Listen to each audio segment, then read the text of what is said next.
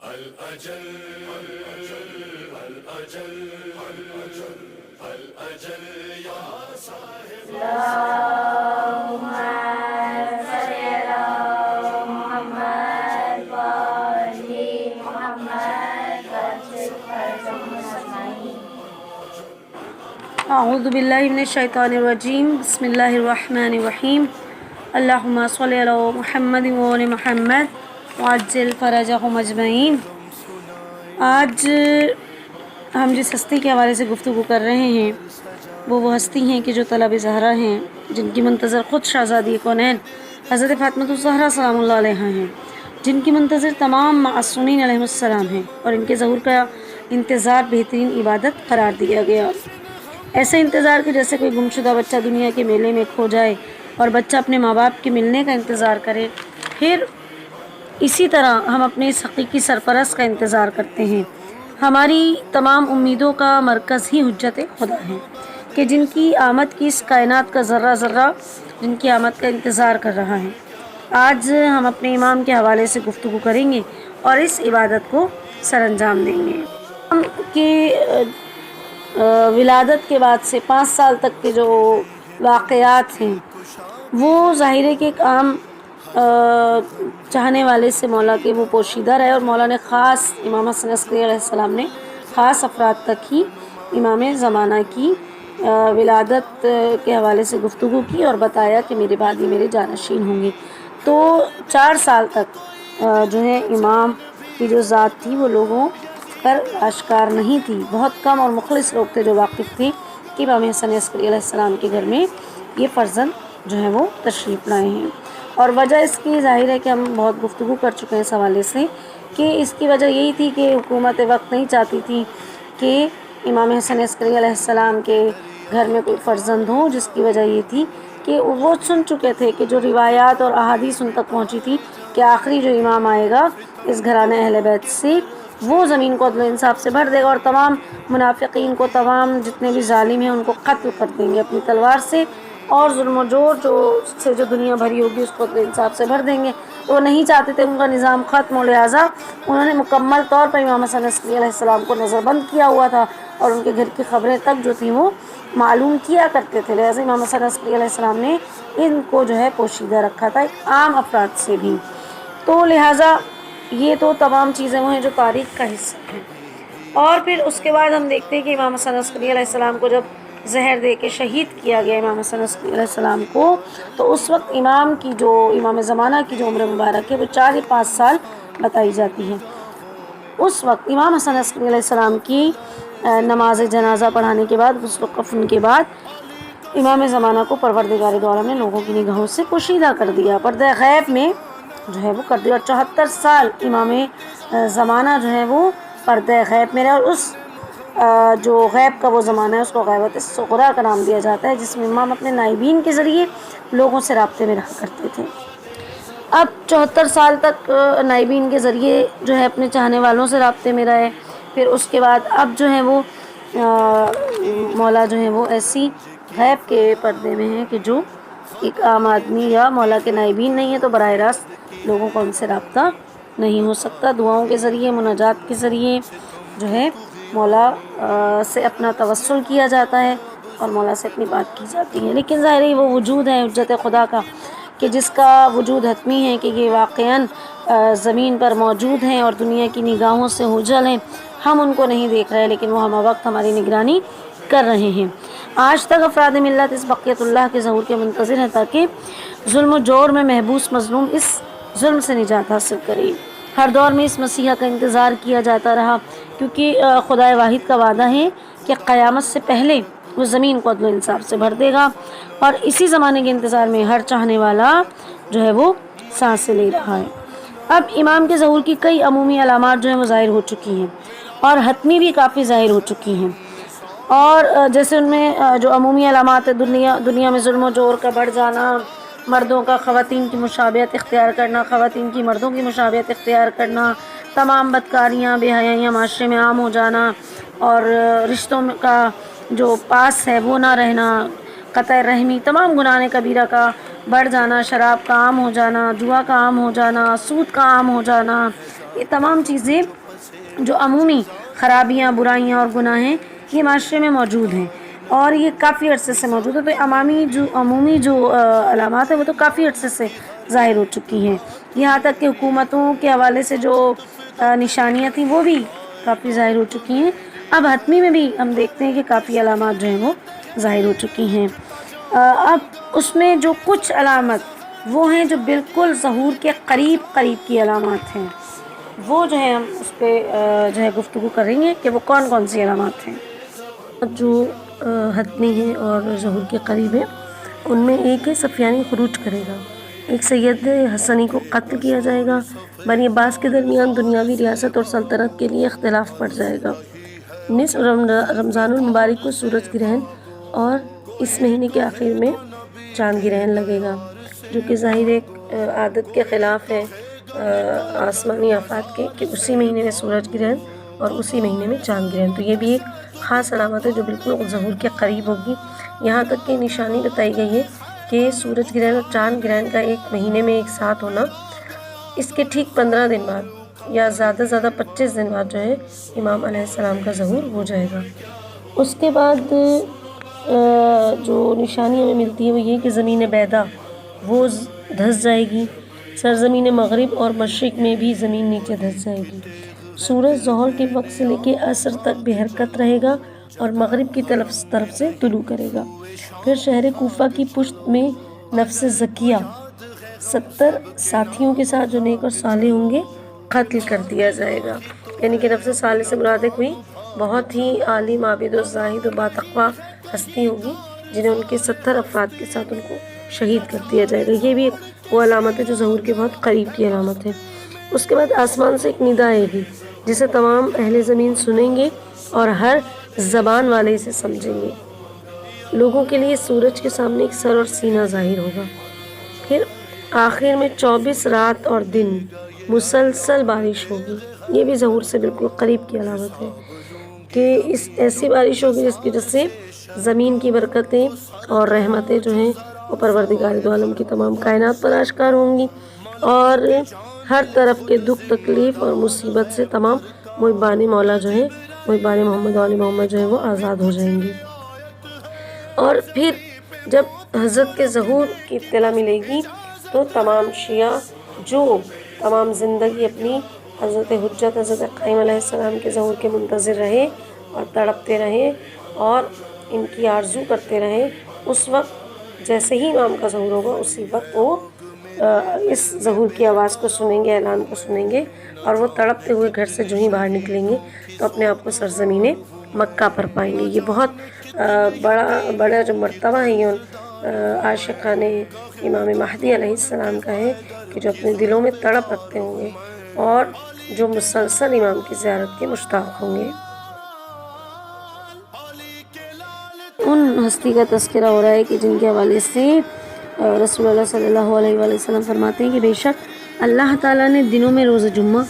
راتوں میں سے لیلۃ القدر اور مہینوں میں سے ماہ رمضان کو منتخب کیا. مجھے پیغمبروں کے لیے چنا اور علی کو میرا جانشین اور ولی بنایا.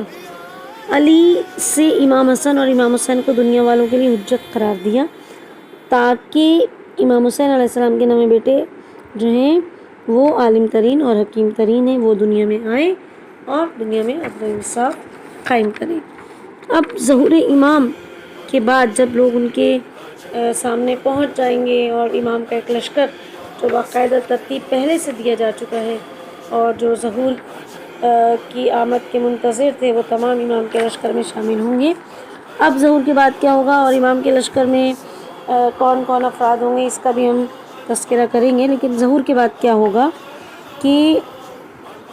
امیر المؤمنین علی علیہ السلام جو ہیں وہ فرماتے ہیں خطبے کے آخر میں امام مہدی علیہ السلام کے ظہور کے حوالے سے بحار الانوار کی جلد نمبر 53 میں رقم ہے. مولا فرماتے ہیں کہ جب حضرت ظہور کریں گے وہ مصر کی طرف جائیں گے اور اس شہر کی جامع مسجد میں ممبر پر بیٹھیں گے اور لوگوں کے سامنے خطبہ پڑھیں گے. پس بہت جلد زمین کو عدل کی بشارت و خوشخبری دی جائے گی، آسمان بارش برسائے گا، درخت پھل دیں گے، زمین تمام نباتات اگائے گی، زمین کو اہل زمین کے لیے زینت دی جائے گی، لوگ درندوں سے محفوظ ہو جائیں گے، یہاں تک کہ درندے راستے میں جانوروں کی طرح پھریں گے۔ علم و دانش لوگوں کے دلوں میں جگہ بنائے گی، یہاں تک کہ کوئی بھی مومن جو ہے علم پانے میں کسی کا محتاج نہیں ہوگا، تمام لوگوں کی علم معرفت کا درجہ بہت بلند ہوگا۔ جیسے کہ سورہ نساء کی آیت نمبر 130 میں پروردگار دو عالم ارشاد فرماتا ہے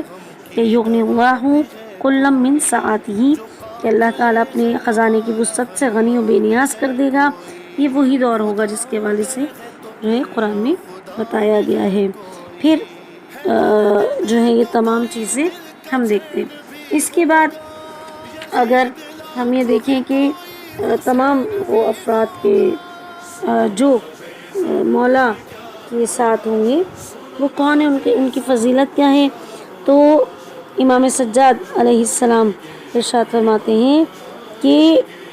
بے شک وہ لوگ جو امام کی غیبت کے زمانے میں ان کی امامت کے قائل ہیں اور ان کے ظہور کے منتظر ہیں، وہ ہر زمانے کے لوگوں سے افضل ہیں۔ یعنی کہ کیا مقام ہوگا ان افراد کا کہ جو امام کے ظہور کے حوالے سے ان کا انتظار کرتے ہیں، ان کی خواہش کرتے ہیں، کیونکہ اللہ نے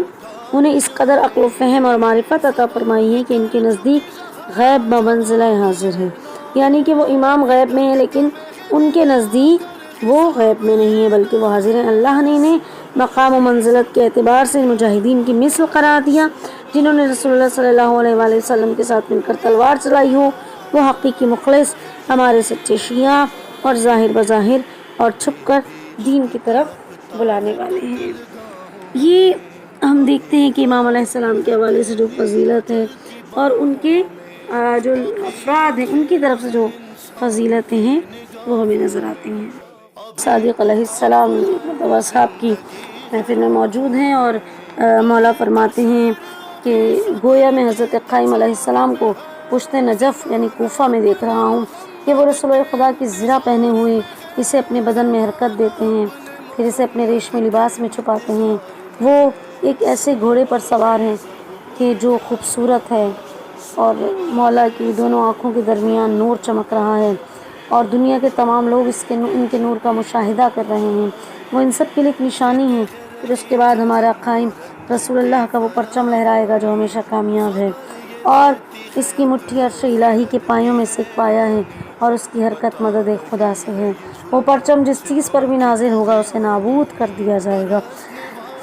میں نے عرض کیا، یعنی کہ ایک صحابی فرماتے ہیں کہ میں نے عرض کیا کہ کیا وہ پرچم کسی مقام پر چھپا ہے یا حضرت کے لیے لایا جائے گا؟ فرمایا مولا نے کہ وہ پرچم جبرائیل لے کر آئیں گے۔ سبحان اللہ، کہ جس وقت وہ لہرائے گا اس کا نور دنیا کے مشرق اور مغرب کو روشن کر دے گا۔ اللہ اپنی دست رحمت سے بندوں کے سروں پہ وہ پرچم رکھے گا۔ کوئی بھی مومن ایسا نہیں ہوگا کہ جو مضبوط نہ ہوگا۔ ہر مومن کو 40 مضبوط مردوں کی طاقت دی جائے گی کہ وہ جہاں جائے گا فتح کرتا چلا جائے گا۔ پھر کوئی بھی مردہ یعنی کہ زمین کے اندر موجود مومنین جو مرحوم ہیں وہ بھی ایسے نہ ہوں گے کہ جن کی قبروں میں روشنی نہ ہوگی، یہاں تک کہ تمام جتنے بھی مرحومین مومن ہیں مومنات ہیں وہ قبروں میں ایک دوسرے کی زیارت کریں گے اور ایک دوسرے کو حضرت کے قیام کی خوشخبری سنائیں گے۔ پھر مولا کو جب پرچم لا کے دیا جائے گا جو حضرت جبرائیل لے کر آئیں گے، اس کے ہمراہ 13,000 اور 313 افراد 313 فرشتے جو ہیں وہ نازل ہو جائیں گے۔ تو جو راوی ہیں وہ فرماتے ہیں کہ کیا تمام کے تمام فرشتے ہوں گے؟ تو مولا صادق فرماتے کہ ہاں، یہ تمام کے تمام فرشتے حضرت قائم کے ظہور کے منتظر ہیں، ان کے قیام کے منتظر ہیں۔ وہ وہی فرشتے ہیں جو حضرت نوح کے ہمراہ ان کی کشتی میں تھے۔ ان میں وہ فرشتے ہیں جو حضرت ابراہیم علیہ السلام کے ساتھ اس وقت کہ جب انہیں آگ میں پھینکا گیا تھا۔ وہ فرشتے ہیں جو حضرت موسیٰ کے وقت کے ہمراہ اس وقت جب انہوں نے بنی اسرائیل کے لیے دریا کو تقسیم کیا تھا۔ وہ فرشتے ہیں جو عیسیٰ علیہ السلام کے ساتھ اس وقت جب انہیں اللہ تعالیٰ آسمانوں کی جانب لے گیا۔ 1000 فرشتے وہ ہیں جو پیغمبر خدا کے بدر کے وقت ہم رکاب تھے، اور وہ فرشتے ہیں جو ان کے عقب میں قطاریں لگائے ہوئے منظم کھڑے تھے۔ 313 وہ فرشتے ہیں جو بدر میں پیغمبر کے ہم رکاب تھے۔ 4000 وہ فرشتے ہیں جو روز عاشورہ نازل ہوئے، جو امام حسین علیہ السلام کے ہم رکاب جنگ کریں گے، لیکن انہیں امام نے اجازت نہ دی اور وہ پلٹ گئے کہ اجازت حاصل کریں، پھر دوبارہ نازل ہوئے تو اس وقت تک امام حسین علیہ السلام قتل کر دیے گئے تھے۔ وہ پریشان حالت میں آج تک امام حسین علیہ السلام کی قبر کے پاس موجود ہیں، تا قیامت گریہ کرتے رہیں گے اور امام کے ظہور پر ان کے ساتھ موجود ہوں گے۔ کہ ایک روایت میں امام علی رضا علیہ السلام ارشاد فرماتے ہیں کہ جب حضرت قائم علیہ السلام قیام کریں گے تو خداوند متعال اپنے فرشتوں کو حکم دے گا کہ مومنین پر سلام بھیجیں، ان کی مجلسوں میں شریک ہوں۔ جب کسی مومن کو کوئی احتیاج ہوگی تو وہ کسی فرشتے کو امام علیہ السلام کی خدمت اقدس میں بھیجے گا، وہ فرشتہ اس کی اطاعت کرے گا اور حضرت کی خدمت اقدس میں شرفیاب ہو کر اس مومن کی مشکل کو بیان کرے گا، چلا جائے گا۔ اور مومنین کی جو فضیلت ہمیں نظر آتی ہے وہ مولا فرماتے ہیں کہ مومنین کس درجے پر ہوں گے کہ بعض مومنین بادلوں کے اوپر چلیں گے، کچھ فرشتوں کے ساتھ محو پرواز ہوں گے، کچھ فرشتوں کے ہمراہ چلیں گے، بعض فرشتوں پر سبقت حاصل کریں گے اور ان میں سے ایسے ہوں گے کہ فرشتے ان کے پاس انصاف کے لیے رجوع کریں گے۔ پھر مولا فرماتے ہیں مولا امام علی رضا علیہ السلام کہ ہاں اللہ کے نزدیک مومنین کی عزت فرشتوں سے زیادہ ہے۔ اس زمانے میں حضرت امام مہدی علیہ السلام بعض مومنین کو 1,00,000 فرشتوں پر قاضی معین کریں گے۔ تو دیکھیے کیا درجہ ہے، خود امام کیا سابقہ، تو پھر امام کی کیا منزلت ہے، کیا مقام ہے کہ جن کے ظہور کے لیے تمام چاہنے والے تڑپ رہے ہیں، ہراک روتی ہیں، ہراک گریہ کرتی ہیں کہ تمام محبان اہل بیت ان سے محبت کرتے ہیں، تمام معصوم ان سے محبت کرتے ہیں، بلکہ خود امام زمانہ جو ہے وہ اپنے شیعوں سے کتنی محبت کرتے ہیں کہ ہر وقت ان کی نگرانی، ان کی پریشانی میں ان کی حاجت روائی اور ان کے مشکلات کو حل کرتے ہیں۔ کہ ہمیں ایک روایت ملتی ہے کہ سید بن طاؤس جب سامرہ میں سرداب مقدس میں داخل ہوتے ہیں تو وہ سنتے ہیں آواز امام زمانہ علیہ السلام کی، اور امام زمانہ علیہ السلام کیا فرما رہے ہیں، پروردگار دو عالم سے کس طرح راز و نیاز کر رہے ہیں کہ اے معبود، ہمارے شیعہ ہماری بچی ہوئی مٹی سے پیدا ہوئے ہیں اور ہماری ولایت کے پانی کے ساتھ مخلوط کیے گئے ہیں۔ اے خدا، ہماری محبت کے بھروسے پر انہوں نے جو گناہ کیے ان کو معاف کر دی اور قیامت کے دن ان کے معاملات ہمارے سپرد کر دی، اور ہماری عزت و اکرام کی خاطر جو وہ گناہ انجام دے چکے معاف کر دی، اور انہیں عذاب نہ کر ہمارے دشمنوں کے سامنے ان کو سزا نہ دینا، اور اگر ان کی نیکیوں اور خوبیوں کا پلڑا ہلکا ہوگا تو ہماری نیکیوں کے ذریعے سے اسے وزنی کر دینا۔ سبحان اللہ کہ یہ معصوم علیہ السلام، امام زمانہ علیہ السلام کتنا اپنے شیعوں سے محبت کرتے ہیں کہ ان کی مناجات میں بھی ہم شامل ہیں۔ کیوں نہ دعا کی جائے ایسے امام کے ظہور کے لیے کہ جو تمام دلوں کی دھڑکن ہے، جو ہر دل کی چاہت ہے، جس کا آنا تمام مظلوموں کی داد رسی کی علامت ہے، اور جس کا آنا تمام ظالمین کا خاتمہ ہے، تمام ظلم کا خاتمہ ہے۔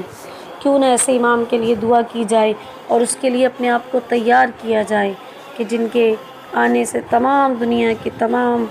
مومنین و مومنات کے مسائل حل ہو جائیں گے، کہ مولا کے ظہور کے بعد ہر مومن اپنے دلوں میں اطمینان محسوس کرے گا، ہر مومن ایک ایسی زندگی بسر کرے گا کہ جس کی وہ ہمیشہ سے خواہش کیا کرتا ہے۔ وہ عبادتوں کا دور، وہ مستحبات کا دور، وہ واجبات کی ادائیگی کا دور، وہ خوش و خرم زندگی کا دور، وہ امام کی چاہتوں کا دور، وہ امام کی اطاعت کا دور، وہ اسلام کے نفاذ کا دور، وہ حکومت الہیہ کے نفاذ کا دور، وہ عدالت الہیہ کے نفاذ کا دور۔ کیوں چاہت نہ کی جائے ایسے دور کی کہ جس میں امام عادل تشریف لائیں اور تمام افراد کو عدل فراہم کریں، تمام افراد کی داد رسی کریں۔ کیوں آرزو نہ کی جائے، کیوں گریہ نہ کیا جائے ایسے امام کے ظہور کے لیے، کیوں تڑپ کے دعا نہ کی جائے ایسے امام کے لیے کہ جس کے لیے ہم دعائے ندبہ میں بھی پکارتے ہیں کہ آیا کوئی ہے جو ہمارے ساتھ گریہ کرے، ہمارے گریہ کی آوازوں میں اپنی آوازیں ملائے، کہ ہم سب مل کر اپنے امام کے ظہور کے لیے دعا کریں، ہم سب ان کے فراق میں روئیں، ہم سب ان کے لیے گریہ کریں کہ شاید پروردگار دو عالم ہمارے گناہوں پر سے اپنی نظر کو ہٹا کر نظر رحمت کو حاوی کرے اور ہمارے امام کو ہمارے درمیان بھیج دے۔ کیوں ایسے امام کے لیے گریہ نہ کیا جائے کہ جو امام برحق ہو، جو فرزند عبد المطلب ہو، جو فرزند ابو طالب ہو، جو فرزند علی بن ابی طالب ہو، جو فرزند زہرا ہو، جس کے ظہور کے لیے امام مولا کائنات بھی جو ہیں دعا کرتے ہیں جن کے ظہور کے لیے شہزادی کونین اس وقت بھی دعا کر رہی تھیں کہ جن کے ہاتھ پہ گرز مارا جا چکا تھا، وہ پریشان و مضطر تھیں اور پکار کے اپنے فرزند کو دعا دے رہی تھیں اور ان کی آمد کی دعا کر رہی تھیں، ان کے ظہور کی دعا کر رہی تھیں اور پکار رہی تھیں کہ اے میرے فرزند مہدی تو کب آئے گا۔ کیوں اس امام کی ظہور کی دعا نہ کی جائے کہ جن کے لیے امام حسین علیہ السلام نے دعا کی، جو منتقم کربلا ہیں، جو منتقم شام و کوفہ ہیں۔ کیوں ایسے امام کے ظہور کے لیے دعا نہ کی جائے؟ ان کے لیے اپنے آپ کو کیوں تیار نہ کیا جائے؟ کیوں اپنے اعمال کو سدھارا نہ جائے؟ کیوں واجبات کی ادائیگی نہ کی جائے کہ جب کہ ان کا آنا ہی منحصر ہو کہ جب ہر انسان اپنے آپ کو تیار کر لے؟ کیوں اپنے آپ کو امام کے ظہور کے لیے تیار نہ کیا جائے کہ وہ امام کہ جو اپنی تمام خصوصیات میں، فضیلتوں میں، اپنی تمام اوصاف میں، کردار میں، بلندی میں معراج کی منزلت رکھتے ہیں؟ کیوں اس امام کو نہ پکارا جائے کہ جو شہدائے کربلا کا انتقام لینے کے لیے آنے والے ہیں؟ کیوں وارث عزاداری کو نہ بلایا جائے؟ کیوں وارث عزاداری کی دعا کی ظہور کی دعا نہ کی جائے؟ اے رب کائنات، ہماری آنکھوں کی پیاس کو بجھا دے، ہمارے دلوں کی پیاس کو بجھا دے، ہماری سماعتوں کی پیاس کو بجھا دے کہ یہ سماعتیں ترس رہی ہیں اپنے امام کی آواز سننے کے لیے،